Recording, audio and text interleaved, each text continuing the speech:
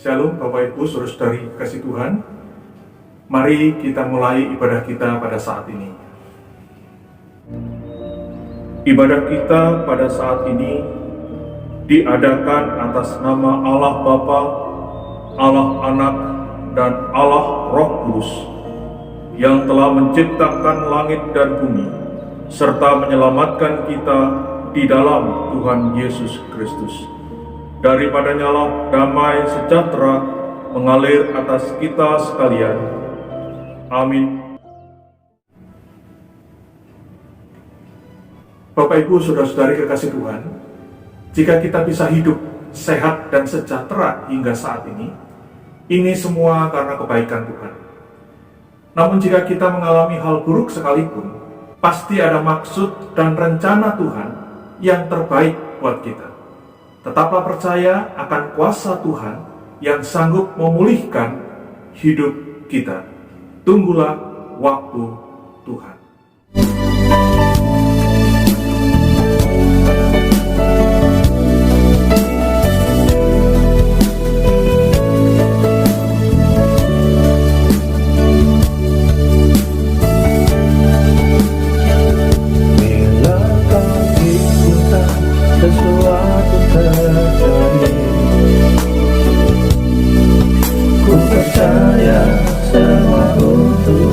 Kebaikanku bila nanti telah tiba waktu, ku percaya kuasa-Mu memulihkan hidupku.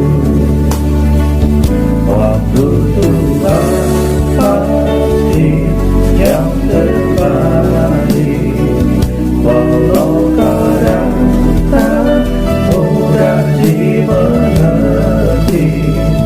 Lewati cobaan, ku tetap percaya waktu Tuhan pasti yang terbaik.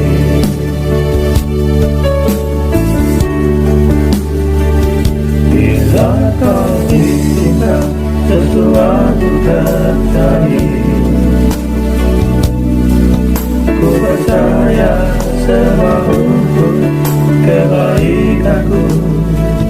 Bila nanti telah tiba waktu, ku percaya kuasa-Mu memulihkan hidupku. Waktu Tuhan pasti yang terbaik, walau kadang tak mudah dimengerti. Lewati cobaan, ku tetap percaya waktu Tuhan pasti yang terbaik.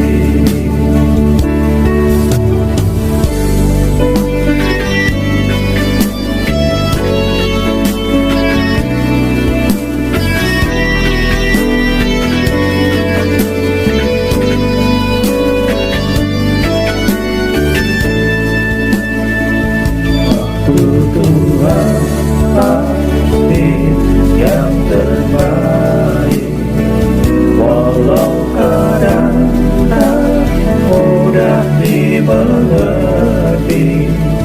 Lewati cobaan, ku tetap percaya waktu Tuhan pasti yang terbaik.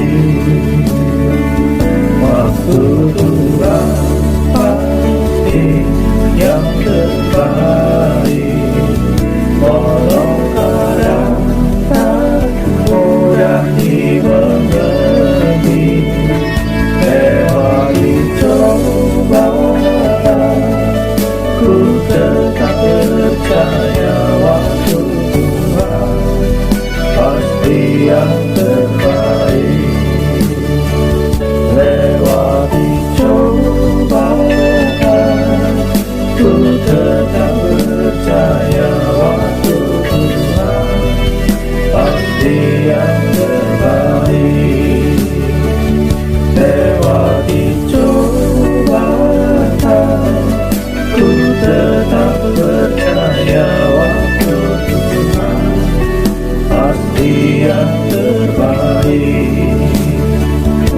waktu Tuhan pasti yang terbaik.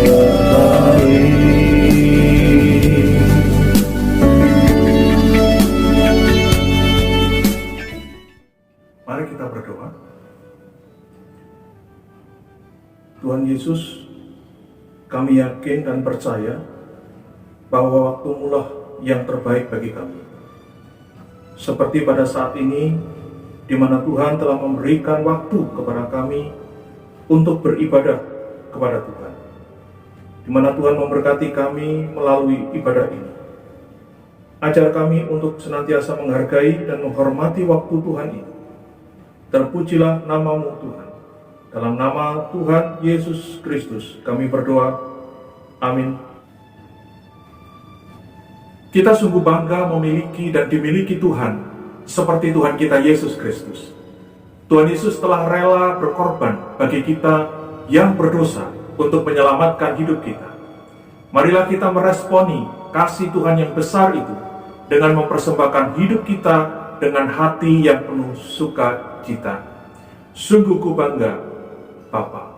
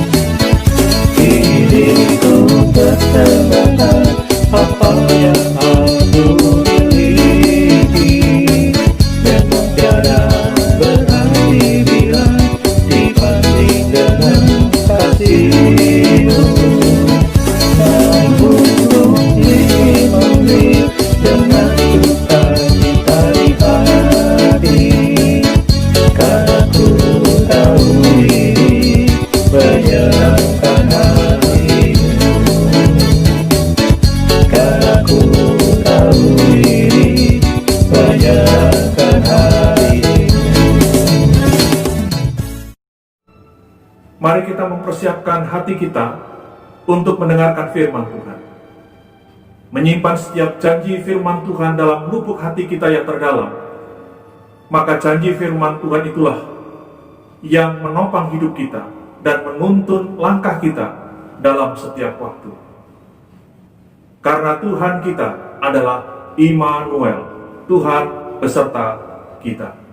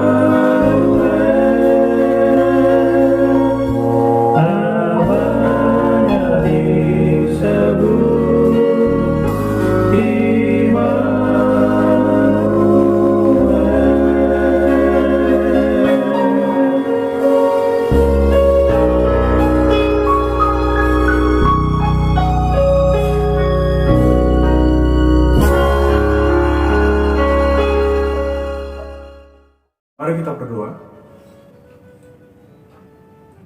Tuhan, terima kasih buat kasih setiamu kepada kami.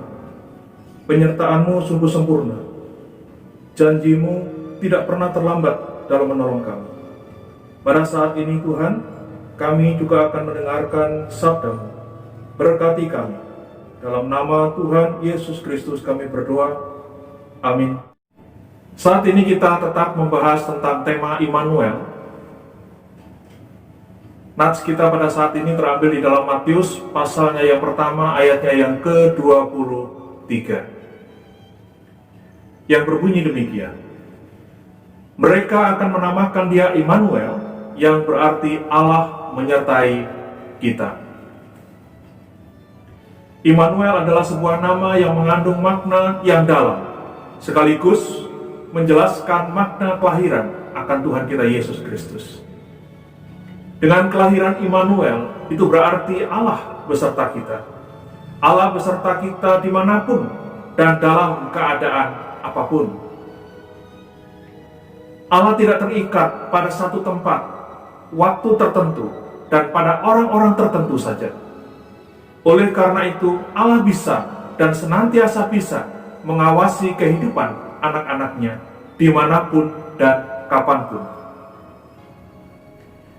Penekanan Allah beserta kita dalam hal ini sangatlah penting, karena pada masa antara perjanjian lama dan perjanjian baru, Tuhan tidak berfirman kepada umatnya. Ratusan tahun jarak antara perjanjian lama dan perjanjian baru disebut sebagai zaman kegelapan. karena Tuhan tidak berfirman sama sekali kepada umatnya.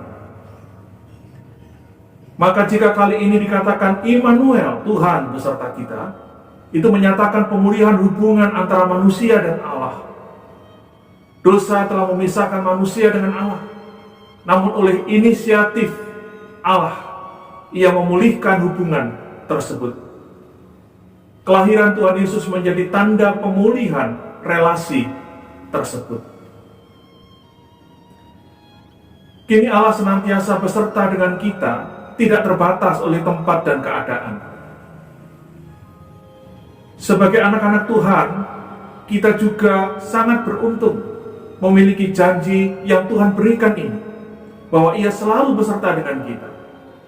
Satu hal yang menarik dari kata Tuhan beserta kita ini adalah kata ini diulang pada saat akhir Tuhan Yesus terangkat ke surga, yaitu di dalam Injil Matius.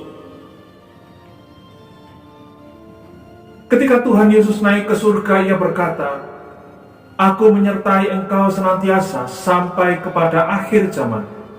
Tercatat di dalam Matius 28 ayatnya yang ke-20. Ketika itu Tuhan Yesus sedang menyatakan janji kepada murid-muridnya. Namun pertanyaannya sekarang adalah, bagaimana kita bisa tahu bahwa Tuhan itu menyertai kita? Apakah kita sudah merasakan akan penyertaan Tuhan? Dalam setiap aspek kehidupan kita, bagaimana kita bisa tahu bahwa Tuhan masih tetap beserta dengan kita? Sudah mengikuti Tuhan sekian tahun, namun kok masih tetap aja hidup ini penuh dengan masalah. Padahal katanya Tuhan itu beserta dengan kita. Mungkin di antara kita ada yang bergumul seperti ini. Bagaimana sebenarnya kita mendefinisikan akan penyertaan Tuhan itu? Apakah di saat kita merasa bahagia saja, maka kita bisa mengatakan, wah, inilah penyertaan Tuhan. Namun bagaimana ketika situasi begitu buruk menimpa kehidupan kita? Apakah kita bisa mengatakan Allah beserta dengan kita? Di saat situasi yang kita hadapi begitu buruk, membingungkan, apakah kita masih bisa merasakan penyertaan Tuhan? Dan berkata, ya, Tuhan tetap menyertai saya. Setiap hari bergumul dengan masalah, baik itu keluarga, teman, usaha yang tidak maju-maju, alias begitu-begitu saja. Apakah Tuhan masih menyertai? Melihat negara pada saat ini yang dipenuhi dengan begitu banyak masalah, korupsi di mana-mana, pandemi corona belum selesai. Apakah Tuhan masih menyertai? Di manakah penyertaan Tuhan? Mari kita sama-sama melihat satu kisah kehidupan umat Tuhan yang dicatat di dalam Alkitab, bagaimana Tuhan menyertai mereka, yaitu perjalanan bangsa Israel dari Mesir menuju tanah Kanaan. Kita bisa membaca kisahnya di dalam Keluaran 13 ayat 17 hingga 22. Dikisahkan di sana bahwa Tuhan itu berjalan di depan mereka pada siang hari dalam tiang awan untuk menuntun mereka di jalan. Dan pada malam hari ada tiang api yang menerangi jalan mereka, sehingga mereka dapat berjalan siang dan malam. Dengan tidak beralih tiang awan itu tetap ada pada siang hari dan tiang api pada waktu malam di depan bangsa itu. Jelas ini merupakan bukti bahwa Tuhan menyertai mereka. Namun apa yang terjadi dalam perjalanan mereka? Ketika mereka haus, mereka mendapati air yang jernih, ternyata rasanya pahit. Mereka menghadapi badai di padang gurun. Mereka juga menghadapi musuh-musuh. Yang terjadi adalah bangsa Israel bersungut-sungut. Dan mereka berkata, apakah sungguh Tuhan masih menyertai mereka? Jika Tuhan masih menyertai mereka, mengapa mereka masih mengalami persoalan? Jika Tuhan tidak lagi menyertai mereka, mengapa tiang awan dan tiang api masih ada di depan mereka? Satu hal yang membingungkan, bukan? Tuhan menyertai mereka dengan tiang awan dan tiang api, pada siang hari dan pada malam hari. Tetapi toh mereka masih menghadapi permasalahan kehidupan, kesulitan, hambatan, tantangan, dan lain sebagainya. Mungkin pertanyaan yang sama yang sering kita ajukan kepada Tuhan ketika kita mengalami kesulitan hidup adalah, apakah Tuhan masih menyertai saya? Kenapa kesulitan hidup semakin banyak setelah saya mengikut Tuhan? Hidup lamaku lebih enak daripada yang sekarang ini. Katanya Tuhan menyertai. Mana buktinya? Mungkin ini yang sering kali terjadi di dalam kehidupan kita atau orang-orang yang ada di sekitar kita tatkala mereka menghadapi persoalan hidup. Yang perlu kita pelajari pada saat ini adalah penyertaan Tuhan bukan berarti kita tidak akan mengalami persoalan hidup. Perjalanan kehidupan bangsa Israel di padang gurun memberikan kita satu pelajaran bahwa penyertaan Tuhan bukan berarti hidup kita bebas dari segala persoalan, permasalahan hidup ini. Kehidupan kita masih bisa diterpa oleh masalah. Seperti yang saya katakan tadi, masalah keluarga, masalah pekerjaan, masalah sekolah, masalah teman, masalah usaha, dan lain sebagainya. Dan kita tidak bisa memungkiri hal ini, karena inilah realita yang kita hadapi setiap hari, bukan?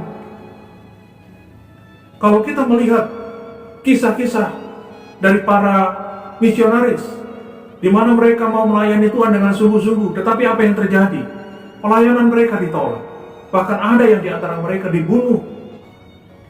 Gereja-gereja Tuhan yang memuji Tuhan, yang sungguh-sungguh mengasihi orang-orang di sekitar mereka, toh ada gereja-gereja juga yang dibakar, anak-anak Tuhan yang dikucilkan dalam pergaulan, bahkan dianiaya dan lain sebagainya, masih mengalami kesulitan walaupun sudah di dalam Tuhan. Mungkin juga di dalam kehidupan kita sehari-hari yang sering kali kita menghadapi begitu banyak masalah walaupun kita sudah setia kepada Tuhan. Namun meskipun bangsa Israel mengalami hal-hal yang tidak enak, tapi Tuhan tetap menyertai mereka. Demikian juga yang terjadi di dalam kehidupan kita. Walaupun kita begitu banyak mengalami permasalahan kehidupan, tetapi percayalah bahwa Tuhan tidak pernah meninggalkan kita. Tuhan menyertai kita. Arti dari penyertaan Tuhan itu adalah penyertaan Tuhan dinyatakan melalui adanya firman Tuhan yang bisa kita dengar, yang bisa kita baca setiap hari, dimanapun dan kapanpun. Kapan kita bisa merasakan seseorang itu beserta dengan kita? Kapan kita bisa merasakan kehadiran orang lain di sekitar kita? Apakah ketika kita melihat wujud fisik mereka? Kehadiran orang lain dapat kita rasakan bukan hanya karena kita melihat orang itu secara fisik. Namun ketika ada relasi, misalnya bertegur sapa, menanyakan tentang kabar, maka kita baru benar-benar tahu bahwa orang lain itu ada. Hal itu bisa kita lakukan melalui media-media sosial yang ada pada saat ini. Bagaimana dengan kehadiran Tuhan? Memang secara fisik Tuhan tidak ada lagi tinggal di dunia ini. Secara fisik kita tidak bisa melihatnya. Tetapi ada satu tanda bagi kita tentang penyertaan Tuhan, yaitu Tuhan masih tetap berfirman kepada kita. Melalui firman Tuhan yang kita baca setiap hari, kita mendengarkan setiap hari Minggu di gereja, yang membuat kita dapat merasakan penyertaan Tuhan. Firman Tuhan inilah yang terus menyertai kita. Firman Tuhan inilah yang mengajarkan kepada kita, mendidik kita, menegur kita ketika ada salah, memperbaiki kelakuan kita. Kita bisa membacanya di dalam 2 Timotius 3 ayat ke-16. Firman Tuhan inilah yang menjadi sandaran hidup kita. Mungkin ada kalanya kita menyerah dalam hidup ini. Mungkin juga bingung situasi kehidupan kita saat ini yang terasa begitu membingungkan. Namun, jangan sampai persoalan hidup yang kita alami itu membuat kita semakin jauh dari Tuhan. tidak lagi percaya kepada Tuhan. Hari ini, mari kita sama-sama belajar untuk mempercayai janji Tuhan kepada kita. Penyertaan Tuhan tidak pernah menuntun kita ke jalan yang salah. Penyertaannya kepada bangsa Israel menjadi bukti bahwa tuntunan Tuhan adalah menuju kepada kebaikan. Ketika ada masalah menghampiri kehidupan kita, kita pun tetap menjaga iman, percaya kita kepada Tuhan. Karena sekarang kita tahu bahwa ada penyertaan Tuhan dalam kehidupan kita yang membawa kita kepada satu kebaikan jika kita tetap percaya kepadanya. Berdoalah kepada Tuhan, memohon belas kasihan supaya iman yang teguh Tuhan karuniakan kepada kita, sehingga setiap aspek dalam hidup kita ini dapat kita lewati bersama dengan Tuhan. Biarlah melalui momen-momen Natal di tahun 2020 ini membawa kita kepada satu komitmen untuk tetap berkata Immanuel di dalam setiap situasi. Tuhan Yesus memberkati kita semua. Amin. Mari kita berdoa. Tuhan, kami memohon belas kasih-Mu, kiranya Tuhan mengaruniakan iman yang teguh kepada kami, sehingga kami dapat melewati setiap aspek hidup kami bersama dengan Tuhan.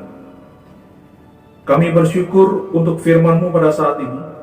Berikan kepada kami semua untuk semakin memahami firman Tuhan dan melakukannya dengan sungguh-sungguh dalam hidup kami. Tolong kami dan bangsa kami, Tuhan, supaya kami dapat melewati kesulitan hidup ini. Berikan kekuatan dan kesehatan bagi kami sekalian. Dalam nama Tuhan kami Yesus Kristus kami berdoa. Amin. Bapa kami yang di surga, dikuduskanlah nama-Mu. Datanglah kerajaan-Mu. Jadilah kehendak-Mu di bumi seperti di sorga. Berikanlah kami pada hari ini makanan kami yang secukupnya, dan ampunilah kami akan kesalahan kami, seperti kami juga mengampuni orang yang bersalah kepada kami. Dan janganlah membawa kami ke dalam pencobaan, tetapi lepaskanlah kami daripada yang jahat. Karena Engkaulah yang empunya kerajaan dan kuasa dan kemuliaan sampai selama-lamanya. Amin. Saudara-saudaraku yang kasih di dalam Tuhan, terimalah segala berkat, rahmat, dan sejahtera sukacita yang berlimpah, berkat kekuatan, kesehatan yang daripada Bapa yang di surga, kasih sayang Tuhan Yesus Kristus serta persekutuan Roh Kudus menyertai dan tinggal dalam rumah tangga kita, kehidupan kita, aktivitas kita, pelayanan kita, apapun juga yang kita kerjakan bersama dengan Tuhan Yesus akan dibuatnya berhasil nama Yesus yang kita muliakan. Biarlah setiap kita yang percaya dan diberkati berkata, Amin. Terima kasih Bapa, terima kasih Bapa di dalam surga. Puji, terima kasih.